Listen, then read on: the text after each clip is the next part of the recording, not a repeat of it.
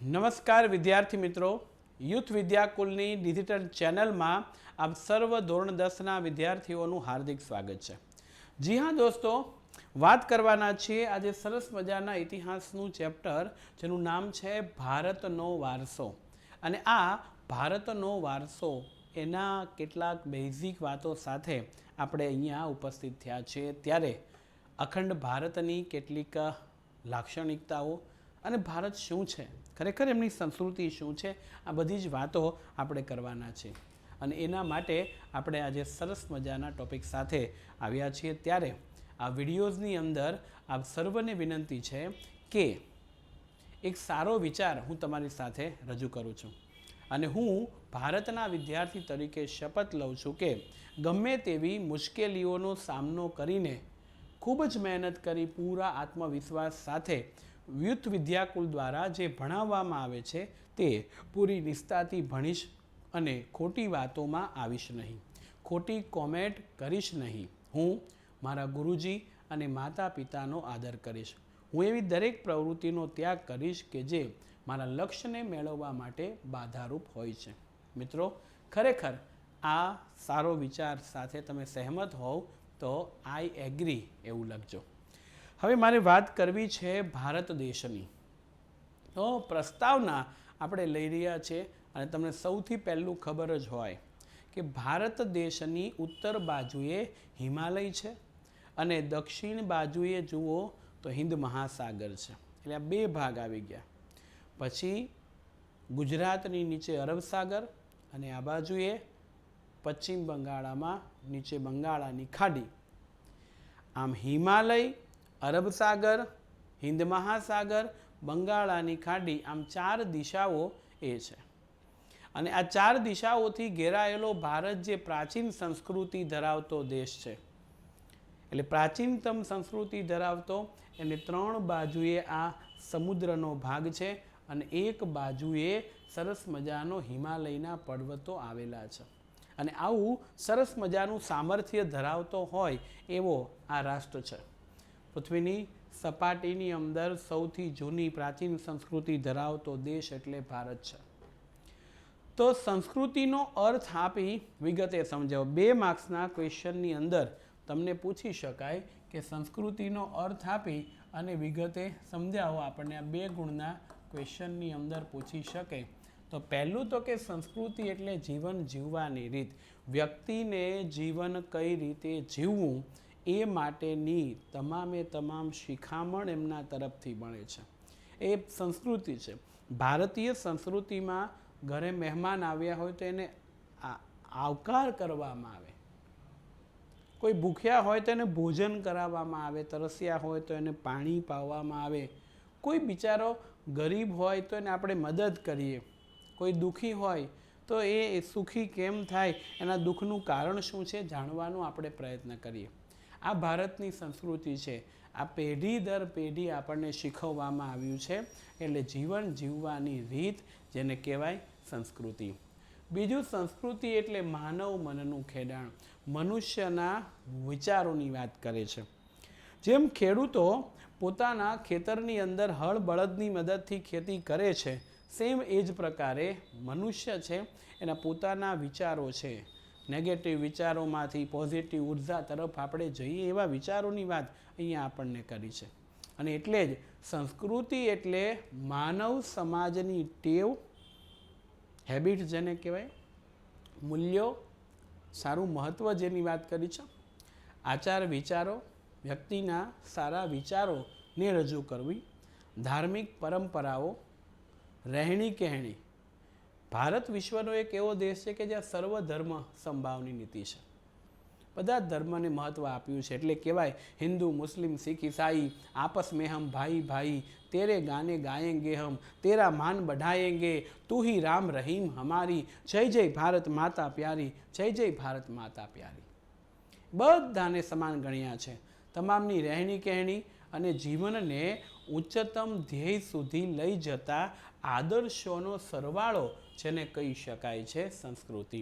એટલે ખાસ તમારે ધ્યાન એ બાબતનું રાખવાનું કે ગુફાથી ઘર સુધીની માનવ જાતની વિકાસ યાત્રા, જેને સંસ્કૃતિ કહેવાય છે. કેમ ગુફાથી ઘર સુધી? તો એક આદિમાનવનો સમય હતો કે જેને કશી ખબર ન પડતી, એટલે એ આદિમાનવના સમયથી ચાલુ કરી અને ધીરે ધીરે તમે જો ઉત્ક્રાંતિવાદનો સિદ્ધાંત આવ્યો. એક પેઢીનું બીજી પેઢીથી, બીજીથી ત્રીજીને એમ ધીમે ધીમે કરતાં વર્ષો જતાં જતાં તમે જુઓ એક સંપૂર્ણ માણસ છે એની પરિસ્થિતિ થઈ. એટલે આ એક નાનકડી સફર છે એ ગુફાથી થઈ, જે આદિમાનવના સમયથી, અને અત્યારે મનુષ્ય છે એ આ ઘર સુધી પહોંચ્યો. તમે જુઓ તો ગુફાથી ઘર સુધીના મનુષ્યની વિકાસની યાત્રા, જેને કહી શકાય છે સંસ્કૃતિ. પ્રાચીનતમ સંસ્કૃતિમાં તમે જો ગ્રામ્ય વિસ્તારની ઘર મકાનો જુદા હોય છે, શહેરી વિસ્તાર હોય તો એમનું જુદું હોય છે, અને એ રીતે વિશાળ સંસ્કૃતિ આપણી થઈ. અને આજે આપણા સંસ્કૃતિના ધરોહર સમાન મંદિરો હોય, મસ્જિદો હોય, ગુરુદ્વારા હોય, ચર્ચ હોય, દેવળો હોય, અને કોઈ પણ પ્રકારે ધર્મની આસ્થા સાથે જોડાયેલા સ્થળો, હરવા ફરવાના સ્થળો, વ્યક્તિનો શોખ, વ્યક્તિનું શિક્ષણ, વ્યક્તિના પારિવારિક સંબંધોમાં જે વિકાસ થયો છે, આ બધી જ વસ્તુ એ ભારતીય સંસ્કૃતિ છે, અને એ સંસ્કૃતિ આપણને આપે છે. અને એટલા માટે સંસ્કૃતિના સંદર્ભમાં જ્યારે ભારતનો પરિચય કરાવવાનો થાય ત્યારે તમને ખાસ કહી દઉં, એક શ્લોક છે, ઉત્તર યસ સમુદ્રસ્ય દક્ષિણમ, ઉત્તર યસ સમુદ્ર હિમાદ્રેશ્યને દક્ષિણમ વર્ષ તદ ભારત નામ ભારતી યત્ર સંસતી. આ ખાસ સંસ્કૃતનો શ્લોક જ્યારે તમને પરીક્ષામાં આ સવાલ 2 ગુણની અંદર પૂછાય છે ત્યારે તમારે ખાસ લખવાનો રહેશે. એટલે 2 ગુણમાં પૂછાય, સંસ્કૃતિના સંદર્ભમાં ભારતનો પરિચય આપો, એટલે સૌથી પહેલાં શ્લોક લખવાનો, અને ત્યાર પછી છે તમારે એને સમજાવવાનું. શ્લોકનું એટલું થાય કે પ્રાચીન ગ્રંથ વિષ્ણુ પુરાણમાં ભારત માટે ભારત વર્ષ નામ લખ્યું છે. એમાં કીધું ઉત્તર યસ સમુદ્રશ્યનમ હિમાદ્રેશનમ દક્ષિણમ, એટલે હિમાલયના દક્ષિણે અને સમુદ્રના ઉત્તરે જે આવેલો દેશ છે તે ભારત, અને વર્ષનામ ભારત. અને આપણે સૌ સંતતિ એટલે એના સંતાનો છે ભારત વર્ષના, એટલે કીધું કે આપણે સૌ એમના સંતાનો છે, અને આ વાત કરી છે.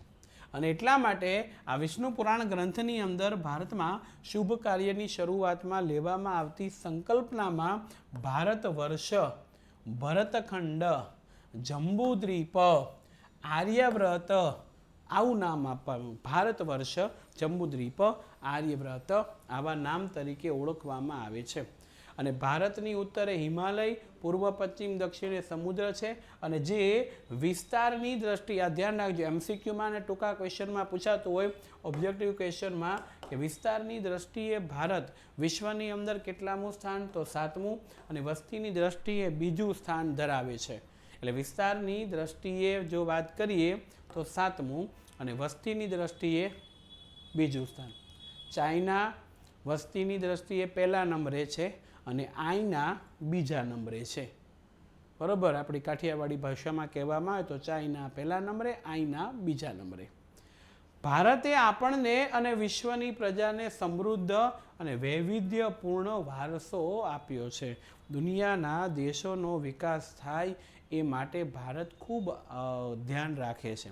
કારણ ઉદ્યોગ હોય, ધંધા હોય, કૃષિ આધારિત વસ્તુઓ છે, એ ભારત દુનિયાના દેશોને સફળતાપૂર્વક વેચાણ કરે છે. આ ઘણા બધા વર્ષોથી ચાલી આવતી એક પરિસ્થિતિ છે, અને એટલા માટે આ મુદ્દો આપણને આપ્યો છે.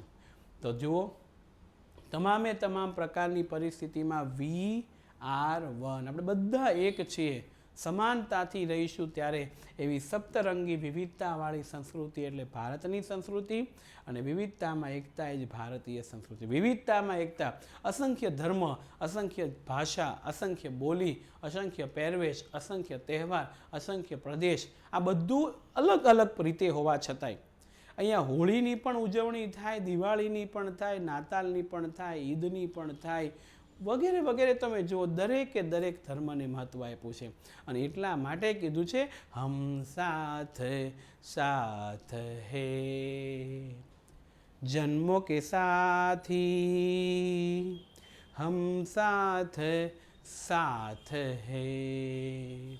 એટલે બધા જ વિશ્વના પ્રમુખ ગણાવી શકાય એવા ધર્મની અંદર ભારતની વાત થઈ છે. અને એ બધા ધર્મ અહીંયા પાળવામાં આવે છે, એટલે એ સર્વ ધર્મ સંભાવની નીતિ સાથે આગળ ચાલતો રાષ્ટ્ર ગણાવી શકાય. અને ઇતિહાસમાં સંસ્કૃતિ શબ્દ વિશિષ્ટ અર્થમાં પ્રયોજાયો છે. આ તમને પૂછાય વિધાન સમજાવો 2 ગુણની અંદર, તો શા માટે સંસ્કૃતિને પૂછવામાં આવ્યો? તો જુઓ તો કે ભારતની સંસ્કૃતિની વાત કરીએ તો એનું શિક્ષણ, પ્રાચીન કાળથી ગુરુજીના આશ્રમમાં રહીને શિક્ષણ મળ્યું. નાલંદા વિદ્યાપીઠ હોય, તક્ષશિલા વિદ્યાપીઠ હોય, વારાણસી વિદ્યાપીઠ હોય, આ તમે ભણી ગયા વલ્લભી વિદ્યાપીઠ હોય, આ બધી જ વિદ્યાપીઠ એક શિક્ષણની વિશ્વની મોટી યુનિવર્સિટીઓ હતી.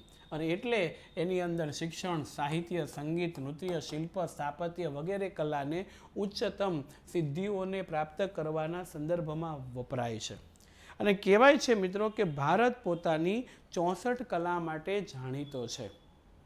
હસ્તકલા હોય, લલિત કલા હોય, શિલ્પકલા હોય, સ્થાપત્ય કલા હોય, યુદ્ધ કલા હોય, આ બધી કલાઓ માટે જાણીતો છે. અને સંસ્કૃતિમાં વિચારો, વ્યક્તિની બુદ્ધિ, કલા, કૌશલ્ય, સંસ્કારિતાના મૂલ્યોનો સમાવેશ થાય છે. અને માનવ દ્વારા વિકસાવેલી લલિત કલાઓ, ચિત્રકલા, શિલ્પકલા, સ્થાપત્ય કલા, સાહિત્ય, તત્વચિંતન, વિચારધારા, ધાર્મિક પરંપરાઓ, સામાજિક સંસ્થાઓ, આર્થિક પ્રવૃત્તિઓ વગેરે સંસ્કૃતિમાં સમાવેશ થાય. અને સંસ્કૃતિમાં કોઈ પણ પ્રજા જીવનની આગવી જીવનશૈલીનો સમાવેશ થાય. આગવી જીવનશૈલી એટલે શું? ગુજરાત હોય તો એની જીવનશૈલી આગવી હોય. અહીંયા સરસ મજાના ગરબા વખણાતા હોય. અને ભારત તો એ ભારત છે. ઇતિહાસની અંદર તમે જુઓ, વિશ્વની અંદર કોઈ પણ મુસાફરી પ્રવાસ તમે કરતા હોય તો દુનિયાના દેશોની અંદર તમે બસમાં બેઠા હોય કે ટ્રેનમાં બેઠા હોય કે પ્લેનમાં બેઠા હોય, એની મુસાફરી જુદી હોય. કોઈ વ્યક્તિ જમતો હોય તો બીજાની સામે ન જોતો હોય. આડોશ પાડોશમાં મદદની ભાવના ખૂબ ઓછી હોય. અને જ્યારે ભારત એક એવો દેશ છે કે જેની અંદર તમે જુઓ તો ટ્રેનમાં, બસમાં મુસાફરી તમે કરતા હોય અને આડોશ પાડોશમાં જમવાનું કંઈક ખુલ્યું હોય, નાસ્તાનો ડબ્બો, તો એ તરત જ આડોશ પાડોશવાળા આપણને આપે કે ભાઈ લેશો. અને ગામડેથી શહેરમાં, શહેરમાંથી ગામડે ટ્રાવેલિંગમાં જઈએ તો ખાસ ગુજરાતીઓ તો તમે જુઓ હેન સરસ મજાના થેપલા લઈ લે, દહીંની તિખારી લઈ લે, અને ક્યાંક રસ્તા હોટલમાં કોઈના ફાફડા ખુલે, કોઈ જલેબી ખાતું હોય, વણેલા ગાંઠિયા કોઈ ખાતું હોય ને કોઈ ભજીયાની લિજ્જત માણતું હોય. અને જમ્યા પછીની જમાવટ એટલે લીંબુ સોડા તો ખરી જ. જીવનની તમામે તમામ પરિસ્થિતિના જીવનની આગવી શૈલીનો સમાવેશ એમાં થાય. બધી જગ્યા ઉપર બધી પ્રકારની પ્રવૃત્તિઓ હોય છે. અને એટલા માટે આ કીધું કે વિશિષ્ટ અર્થની અંદર સંસ્કૃતિ શબ્દ પ્રયોજવામાં આવ્યો છે. અને ભારતની સંસ્કૃતિનો પરિચય આપો. તો મિત્રો, ભારતની સંસ્કૃતિ છે એનો પરિચય એ પણ આપણને 2 ગુણની અંદર પૂછાય છે. તો ભારત એ દેશના લોકોને તેમજ વિશ્વને વૈવિધ્યપૂર્ણ, સમૃદ્ધ અને ભવ્ય વારસો આપ્યો છે. અને આ ભારતની સંસ્કૃતિ એ શાંતિ પ્રધાન છે. અહીંયા યુદ્ધને મહત્વ નથી. ઘણા બધા વર્ષો સુધી અંગ્રેજોએ શાસન કર્યું તો એને બહાર કાઢવા માટે ગાંધીજીએ અહિંસાની વાત કરી. એટલે જ આવે ને, દે દી હમે આઝાદી બિના ખડક બિના ઢાલ, साबरमती के संत तूने कर दिया कमाल, साबरमती के संत तूने कर दिया कमाल. એટલે આ અહિંસાની વાત કરી છે, સહિષ્ણુતાવાદી વાત કરી કે સર્વ ધર્મ સંભાવ, દરેક વ્યક્તિને મહત્વ આપવું, બધા જને સમાન ગણવા, એટલે સહિષ્ણુતાવાદી સંસ્કૃતિ રહી છે. અને આ સંસ્કૃતિ સચ્ચિત આનંદની અનુભૂતિનું સામર્થ્ય ધરાવે છે. સત્ય, પ્રેમ, કરુણાની વાત કરી છે. મનને ચિત્ત મન પ્રફુલ્લિત રાખે, આનંદિત રાખે એવી વાત કરી છે. અને ભારતના ભાતીગળ વારસો, ભાતીગળ એટલે વિવિધતાવાળો વારસો, જુદી જુદી પ્રકૃતિ, જુદી જુદી સંસ્કૃતિ અને બધાનો એક સમન્વય પરિસ્થિતિ છે એ ભારતની અંદર જોવા મળે છે.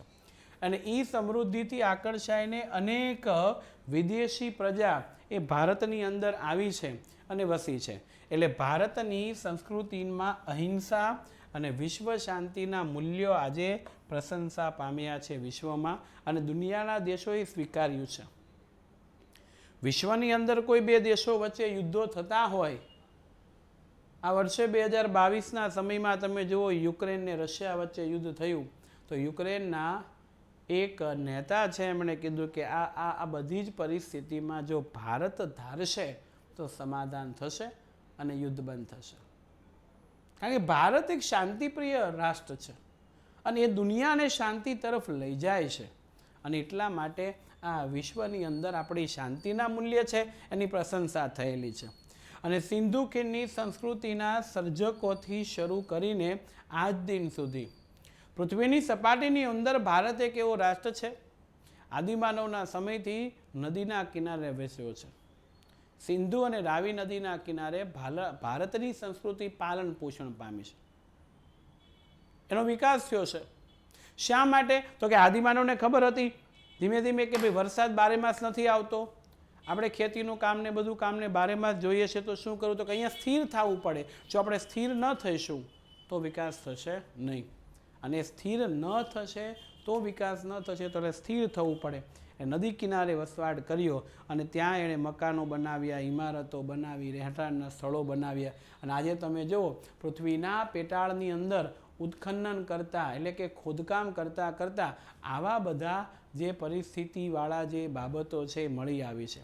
અને એટલા માટે દુનિયાના દેશો છે એની અંદર ભારતીય સંસ્કૃતિ એ સૌથી વધારે મહત્ત્વ ધરાવતી સંસ્કૃતિ કહેવામાં આવે છે, અને એની વાત આપણને આપવામાં આવી છે.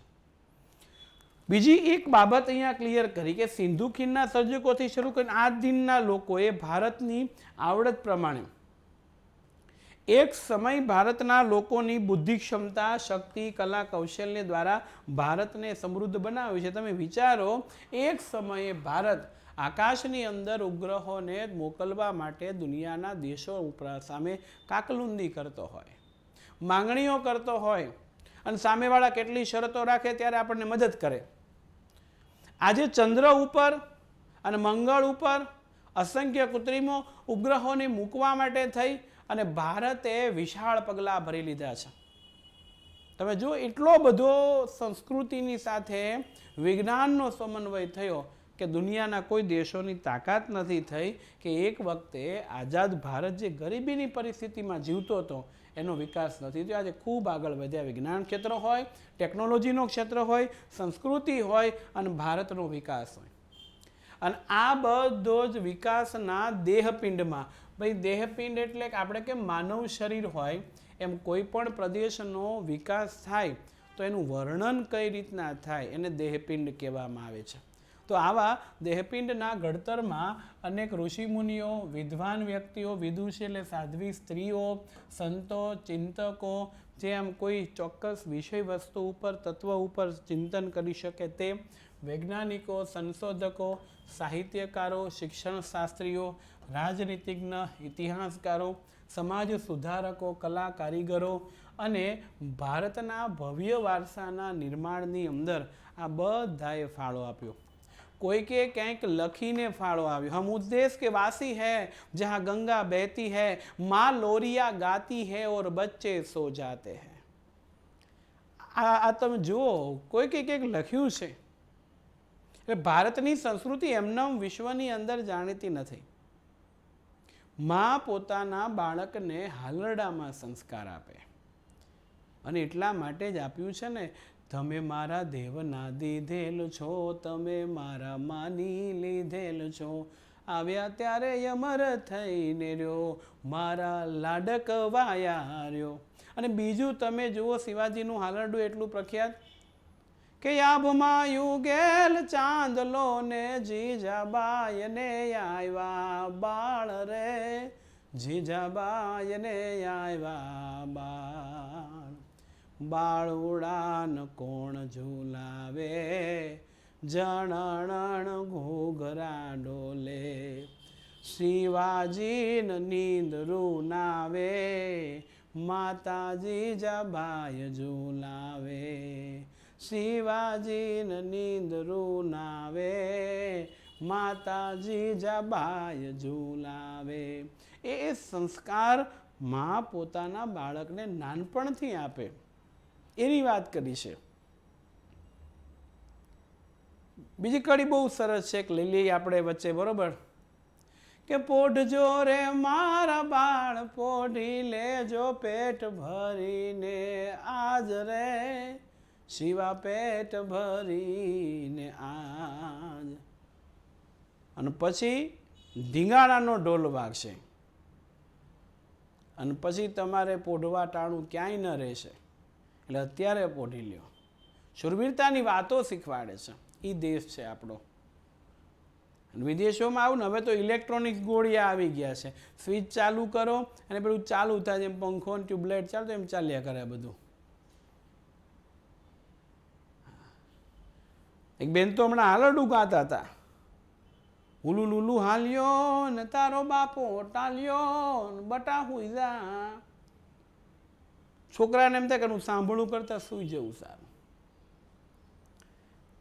એટલે ભારત છે એના વિશે ક્યાંક લખાણું છે. અમીર ખુસરો નામના લેખક થઈ ગયા એને તો ભારત વિશે એવું કીધું કે ભારત એ પૃથ્વી પરનું સ્વર્ગ છે. અને એણે લખેલી એમના ગ્રંથો છે, આસિકા છે, નૂર છે, સિપિહર છે, કિરાતુલ સદાયન છે, એમાં એણે વર્ણન પણ કરીને બતાવી દીધું. એની ઇમારતો, સંસ્કૃતિ, પ્રકૃતિ, લોકો બધાનું વર્ણન કર્યું છે. અને આ બાબત અહીંયા આપણને આપ્યું છે. એટલે ભારતમાં આવેલી અનેક પ્રકારની વિદેશી પ્રજાનો ધર્મ, શાસન વ્યવસ્થા, રીતિ રિવાજો, પરંપરાઓ, માન્યતાઓ, લિપિ, ભાષા, બોલી, કલા, ચિત્ર, પોશાક વગેરે ભારતને મળ્યા છે. કારણ કે ભારતે આ બધી સંસ્કૃતિ આવી અને બધાનું મિશ્રણ અહીંયા થયું ને, એટલે એને ભાતીગળ સંસ્કૃતિ કહેવાય. અલગ અલગ ભાત પરિસ્થિતિવાળી સંસ્કૃતિ. અંગ્રેજો આવ્યા, ડચ લોકો આવ્યા, વલંદાઓ આવ્યા, પોર્ટુગીઝો આવ્યા, ફિરંગીઓ આવ્યા, તમે જુઓ. અને દુનિયાની સાથે ભારતે હાથ મિલાવ્યો, કદમથી કદમ મિલાવીને કામ કરવાનું પ્રયત્ન કર્યું છે. અને સર્વધર્મને અહીંયા સ્વીકાર્યો છે. એટલે માત્ર ને માત્ર ભારત દુનિયાનો એક એવો દેશ છે કે જેમાં વિશ્વના પ્રમુખ મોટા દેશો છે, એનો મોટા જે રાષ્ટ્રો છે કે જેની અંદર આ બધા સ્થળો હોય છે, આ બધી સંસ્કૃતિ હોય છે, આ બધા ધર્મો હોય છે, એ બધાને અહીંયા આવકાર્યા. બરોબર. તો અંગ્રેજો બ્રિટનમાંથી પણ આવ્યા, એમ વિશ્વના બીજા દેશોમાંથી ને અહીંયા આવકાર્યા. અને અહીંયા રહ્યા, તેના ધર્મ, એનો પહેરવેશ, એનો પોશાક, એની બોલી, એની રીતભાત, એમની સંસ્કૃતિ એ ભારતને મળી. એટલે વિવિધતા વાળી હોવા છતાં એ બધા એક થઈને રહે એવી સંસ્કૃતિ એટલે ભારતની સંસ્કૃતિ છે. અને આપણને વારસામાં મળ્યું છે. તમે જુઓ, સ્કૂલોએ બાળકો જઈ રહ્યા છે. એક જૂની પરિસ્થિતિ ગામડાની. સિટી વિસ્તારની નવી પરિસ્થિતિ હોય, સરસ મજાની સ્કૂલો હોય, બાળકોને યુનિફોર્મ હોય, આનંદ હોય છે. ગ્રામ્ય વિસ્તારમાં ખેડૂતો છે, હળ અને બળદની મદદથી ખેતી કરતા હોય છે. ઓહો, બુલેટ તો બધાને ગમતું જ હશે. અને વિમાનમાં તો તમે ક્યારેક ને ક્યારેક બેઠા હશો. ન બેઠા હોય તો બેસવાની એક વખત મજા લેવી. આ બધું શું છે? તો વારસો છે. વારસો એટલે સંસ્કૃતિની અનેકવિધ બાબતો કે જ્યારે એક પેઢી પોતાની અનુગામી પેઢીને શીખવે. અનુગામી એટલે પછીની, ત્યાર પછી. એટલે 2 ગુણની અંદર આપણને પૂછવામાં આવે વ્યાખ્યાઓ તો આ ધ્યાન. દાખલા તરીકે હું તમને એક ઉદાહરણ આપું. દાદાજી છે એની અનુગામી પેઢી આપણા પપ્પા હોય તો એક પેઢી પોતાની અનુગામી, તો દાદાજી પછી સીધા પપ્પા આવે તો દાદા છે પપ્પાને કંઈક શીખવે. સમાજમાં કેમ રહેવું, કેમ બોલવું, વ્યવહાર કેમ કરવો, નાણાં કેમ કમાવા, કઈ વાપરવા, તે એ પેઢીએ શીખેલા કે મેળવેલી બાબતો તેમાં ઉમેરે છે. હવે આ પપ્પા છે દાદા પાસેથી કંઈ શીખ્યા છે તો એ કંઈક નવું ઉમેરે એમાં. પરિસ્થિતિ પ્રમાણે જે બાબતો હોય છે તે અમલમાં મૂકવામાં આવે અને એ પેઢી પોતાની અનુગામી પેઢીને બધું શીખવે. હવે અનુગામી મેં કીધું ત્યાર પછીની પેઢી, એટલે પપ્પા છે એ આપણને શીખવે, બરોબર. એટલે આ પપ્પાના પછીની પેઢી આપણે થયા, બરોબર. દાદાજીએ સરસ મજાની જમીન આપી હોય અને પપ્પાને કીધું કે ભાઈ આ જમીન મેં મારી કમાણીથી ઊભી કરેલી છે, એટલે પપ્પા એમાં ઘર મકાન સરસ મજાનું બનાવે, મંદિરો બનાવે, એ આપણને આપે અને આપણે છે કંઈક એમાંથી નવું કરીએ. અને જો વળી ખોટી સંગતે ચડી ગયા હોય, દારૂ છે, જુગાર છે, વ્યસન છે, સટ્ટાબાજીમાં, તો આપ્યું હોય એ બધું વયું જાય હો. હા, એટલે પેઢી દર પેઢી જીવનમાં જે કાંઈ મળે એ વારસો છે આપણને, પણ એ વારસો જો આપણે ટકાવી રાખીએ તો અનુગામી પેઢીને આપીએ, આપણે ટકાવી ન રાખીએ તો અનુગામી પેઢીને આપી શકશું નહીં. એટલે આ ખાસ ધ્યાન રાખો. એટલે ટૂંકમાં કહીએ તો પેઢી દર પેઢી જીવનમાં જે કાંઈ મળે છે તેને વારસો કહેવાય છે. જીવન જીવવાની રીત સરસ મજાની શીખવતી બાબતો છે ને એ આપણને પેઢી દર પેઢી વારસામાંથી મળે, કેમ જીવન જીવવું, શું કરવું તે. એટલા માટે એ મહત્ત્વનું છે. અને હવે મારે જે આગળની વાત કરવાની છે એ વાત અહીંયા આપણને ફરીથી આ વારસાના પ્રકારો. તો માય ડિયર ફ્રેન્ડ, વારસાના બે પ્રકાર છે, સાંસ્કૃતિક વારસો અને બીજો છે પ્રાકૃતિક વારસો. આ બંને વારસો કઈ રીતના, ક્યાંથી, કેમ આવે છે, શું છે, એની ડિટેલમાં ચર્ચા અને વિષયને જાણવા માટે થઈ તમે આ પ્રકરણનો બીજો વિડીયો છે એ જોવાનું ચૂકશો નહીં.